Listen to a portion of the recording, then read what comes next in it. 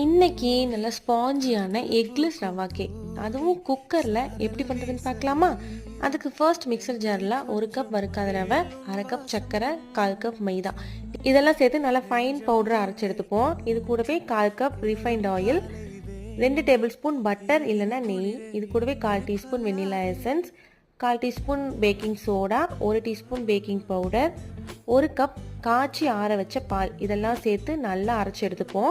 எந்த பாத்திரத்தில் பேக் பண்ண போகிறோமோ அதில் லைட்டாக வெண்ணையும் நெய்யும் தடவிட்டு மேலே மைதா கோட்டிங் பண்ணிவிட்டு ரெடி பண்ணி வச்சுக்கிற பேட்டர் இது கூட சேர்த்து 2 டேப் பண்ணிவிட்டு குக்கரில் உப்பு சேர்த்து ஒரு 10 நிமிஷத்துக்கு ப்ரீ ஹீட் பண்ணி வச்சுருக்கிறேன். இப்போது நம்ம ரெடி பண்ணி வச்சுருக்கிற பேட்டரை குக்கரில் சேர்த்துட்டு விசில், கேஸ்கட் ரெண்டுமே சேர்க்காம க்ளோஸ் பண்ணி வச்சுட்டு லோ ஃப்ளேம்லேயே வச்சு 35 to 45 மினிட்ஸில் பேக் பண்ணி எடுத்தோம்னா இந்த கேக் ரெடி ஆயிரும். ஒரு 35 மினிட்ஸ்க்கு அப்புறமா கேக் வந்துச்சான்னு அப்பப்போ நைஃப் வச்சு செக் பண்ணி பார்த்துக்கோங்க.